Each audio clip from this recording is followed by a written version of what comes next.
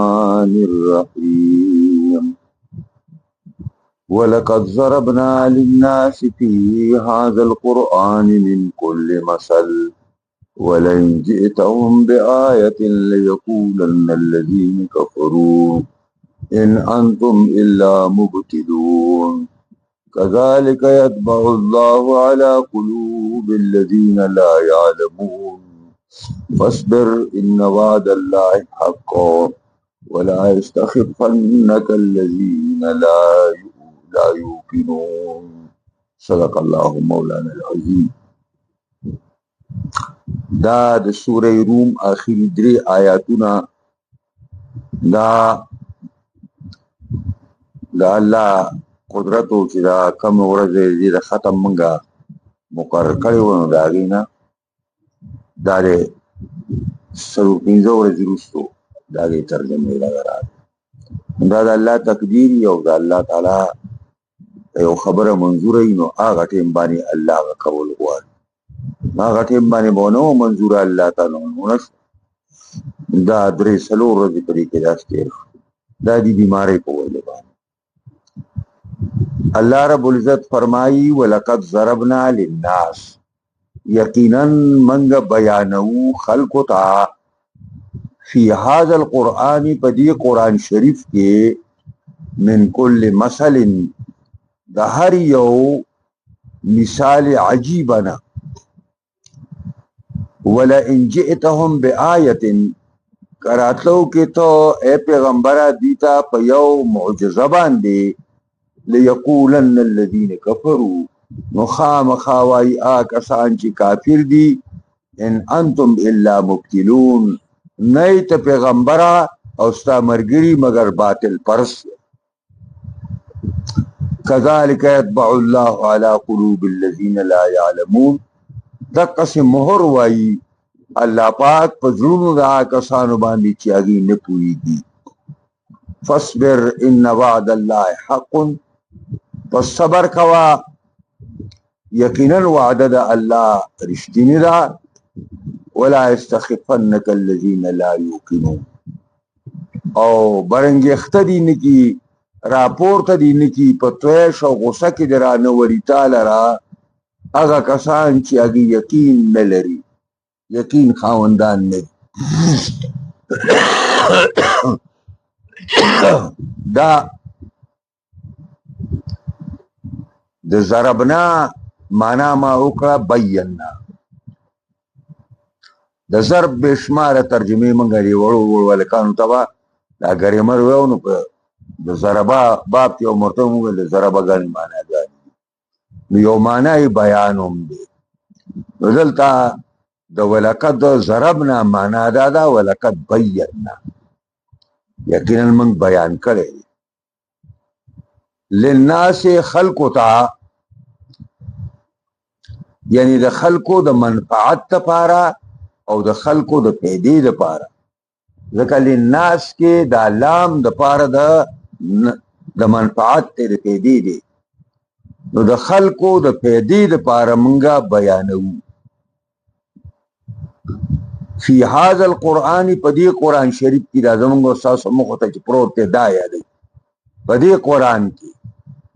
من کل مثل د هر مثال عجیبنا ناشنا مثالونه د خلقو د پوهه کولو دپاره،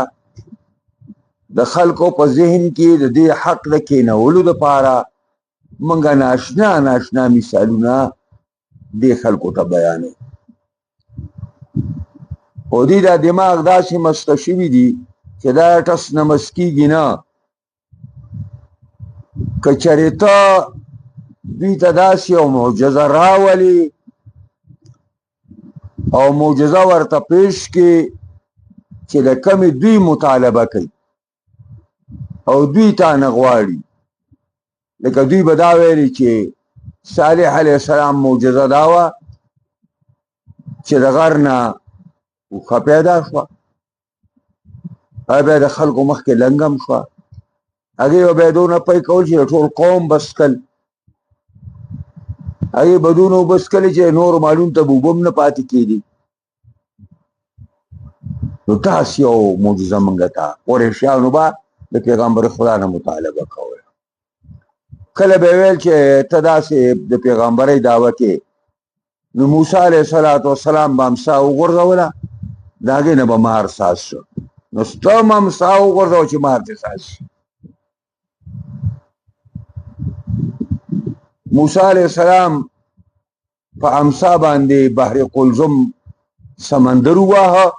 او پای کې 12 اوچې لارې سازې شوې بني اسرائیل پې پورې وتل او فرعون د خپل پوځونو څخه پکې الله غرق کړ نو ته هم داسې یو معجزه پیش کړه عیسی علیه السلام به مړه ژوندي کول او عیسی علیه السلام به برس بیمار باندې لاس راخ کو روغ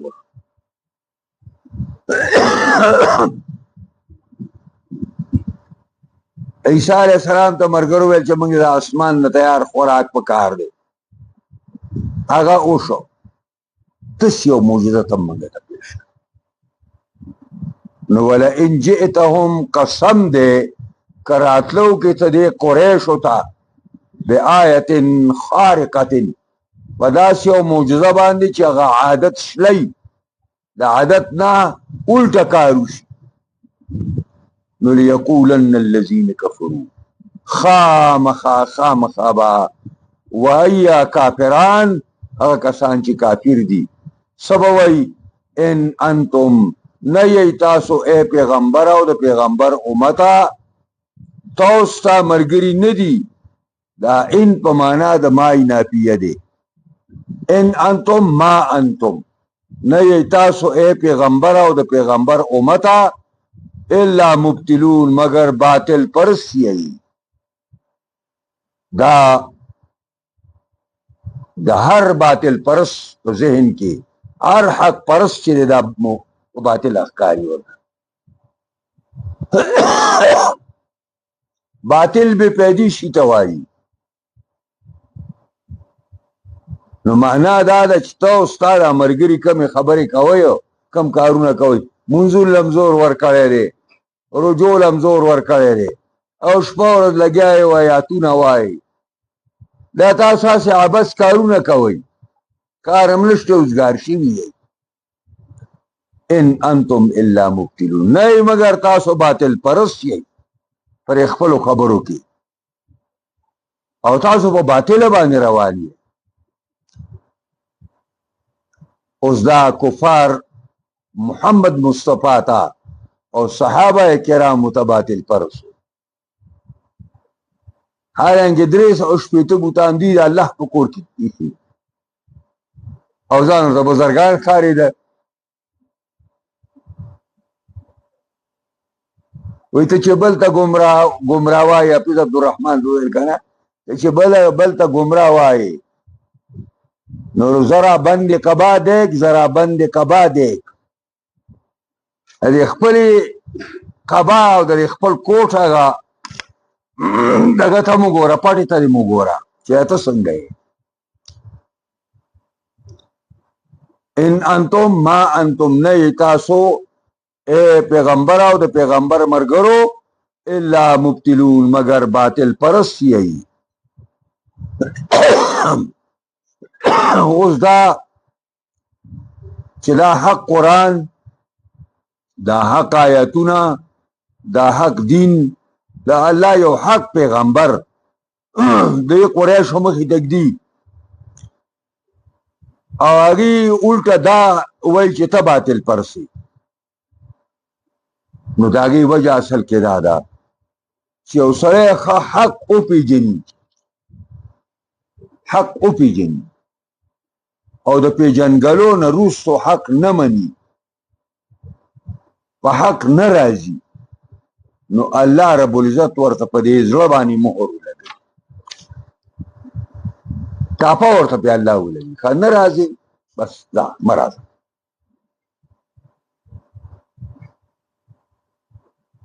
کذالک یطبع الله دقسې مهر لګوي الله على قلوب الذين لا يعلمون فزرون کسانو باندې لا يعلمون آیات الله چې هغوی ځان نه پوهه کوي د الله په دین باندې او د الله د کتاب په آیاتونو باندې. دا خلک دونه مطمئن دی، دا باطل پرس خلک، دنیا پرس خلک، دا کوم چې په دنیا پسې دي او دا دنیا باندې دونه مطمئن دي چې بالکل زمونږ دا کار ورته ردي او بیکار ښکاره کوي. دا چې ځان ته مسلمانان وایي دا درته یادوم، دا خو مشرکان مکه وو، خو دا مسلمانان پاکستان، مسلمانان زما استاد علاقې زما استاد کار ته چې دین خلکو ته ښایي دا ورته ګپ شپ ښکاري، دا ورته لوبې ټوکې ښکاري. زمونږ یو استاد و هغه به د دنیا پرستو مثال ورکاو، ویل د دنیا پرست مثال چې دی دا د ګونګټ دی. ګونګټ په دې په شکال کې روزي، تور غوندې شی دی دونه، که تاسو لیدلی او هغه د انسان دا دونه ده، د دې نه د ګوړې په شانتي ټکان ساتي، ټیک ټیساس کی د انسان د دې دونه، او بیا هغه دا هغه پر یوس ګیر باندې هغې ته شاکوي او بیا په خپو باندې وهي او روان کړی، دا سوړي له وړي خپلې ده چې خپله سوړه کې دا دا ځان له توخه کوي. نو هغه ویل چې بسا اوقات ویل دا ګوګټ مړي دغه پې له پاسه پروت دي، دا ټیک پې له پاسه پروت دي. دا دنیا پرس خلک دقسې دی، دا ګونګټان دي او دا دنیا د انسان هغه دو ده. دوی په ورته شاکړو په لتو باندې وهي او خپل کور ته راټولوي، او بله ورسې ګوري نو هغه د پاسه پرته وي او دی ته لاندې مردار شوی. کذلک یطبع الله علی قلوب الذین لا یعلمون. دقسې مهر لګوي، ټاپه لګوي الله پاک په زړونو د کسانو باندې چې ځان نه پوهه کوي په آیاتونو د الله. د لا یعلمون معنا ده لا یعلمون آیات الله، د الله د کتاب آیاتونه دې باندې ځان نه پوهه کوي. فاصبر ان وعد الله حق. بکې معظمې دور دی، د کفر هر طرف ته راج دی، کوسه کوسه محله محله د کفارو ډکه ده. چند مؤمنان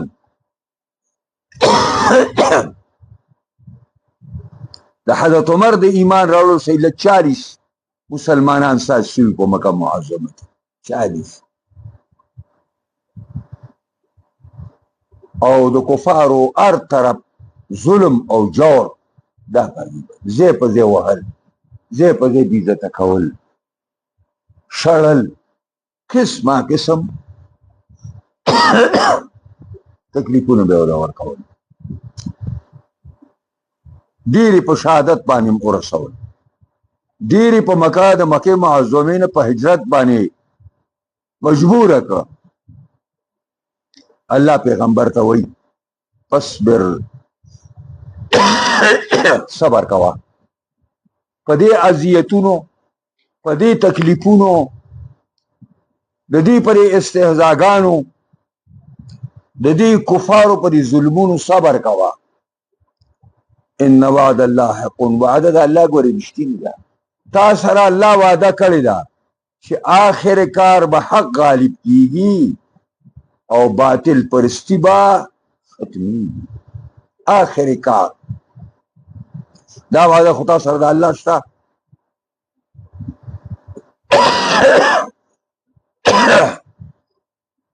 اوس کله کله یو حق پرست، یو داعی حق خلکو ته دعوت ورکوي،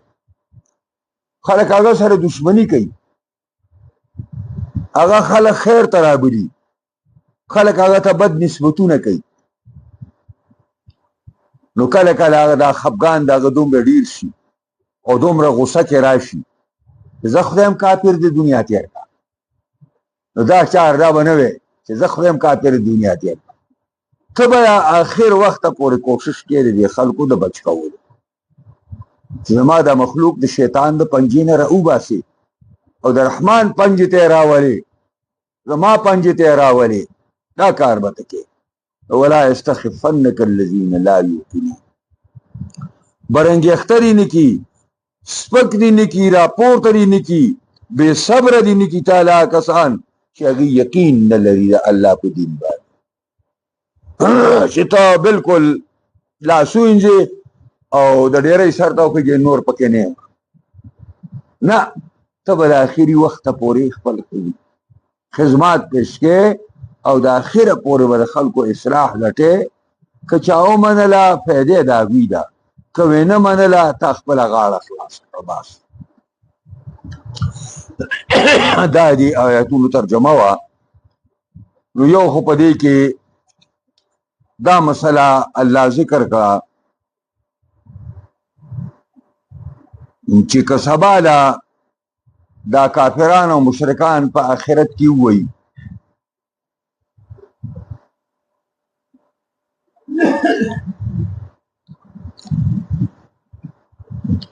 دغه کې که دا کافران او مشرکانو په قیامت کې ووایي چې الله موږ ته نه پیغمبر راغلی نه موږ ته ستا طرف نه هدایت راغلي،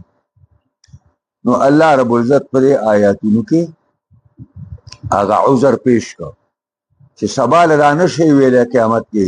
ولقد ضربنا للناس في هذا القرآن. په دې قرآن کې موږ هر مثال عجیبه ناشنا تاسو ذکر کړی، هېڅ شی پاتې شوی نه دی چې ته به سبا له وایې زه خبر نه یم. ته به څنګه خبر شي چې ته د قرآن خواله نه راځي، د دین خواله نه راځي. نمبر 2 دا اسوأ احوال الانسان عندما يطبع على قلبه. د انسان ډېر ناکاره حالت هغه وخت ساز شي چې د الله د طرف نه د پړه باندې مهر ولګي چې بس دی اوس سوچه کافر دی او سوچه مرتد دی، بس دا مهر پې ولګي کاته ختم شي بس. او دریم دا چې داعی حق ته الله وایي په تا باندې صبر کول لازم و فرض دي او ته به د تویش او د غصې نه کار نه اخلي. و التزام العلم والاناءه هغوی به کنځلې کوي، ای بره دې بدې وایي، هغوی به الزامات لګوي. ته به د حلم او د بردبارۍ نه کار اخلي، صبر نه به کار اخلي. مهما جاهل الجاهلون، څه قسم جهالت چې جاهلان کوي، کنځلې درته کوي، ردې بدې درته وایي، فتوی در باندې لګوي، الزامات در باندې لګوي، ستا به دا کار. الله دې موږ او تاسو په قرآن عظیم الشان کتاب پوه کړي. انشاءالله ژوندونو سبا ته به سورې لقمان شروع کوو که خیري سورې لقمان. نو لقمان صاحب بیا خپل بچي ته وصیتونه کړي دي، نو دی به هغه وصیت تاسو خپلو بچو ته کوئ د خیر سره انشاءالله. دعا وکړه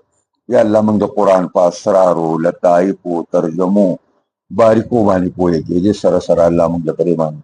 د کامل مکمل عمل کولو توفیق راکړي. قرآني نظام، د شریعت نظام په تمام جهان کې خاص کر پاکستان کې راولي. دې له څوک کار کوي کامیابي کې، څوک مخالفت کوي هدایت ورته وکړي، که بدقسمته یې تباهي کړي. یا الله زموږ ټولو نه راضي شي، یا الله زموږ ټولو په حالت باندې رحم وکړي. ما لږه دعا وکړئ، زما را د یخنۍ چې دغه شوې ده چې الله ما دې نه خلاص کړي، قرآن او د سنت دې خدمت ته مې الله روح کړي او ټولو بیماران د اهل اسلام ته الله شفا کامله عاجله ورکړي. اللهم ربنا آتنا فی الدنیا حسنه وفي الآخرة حسنه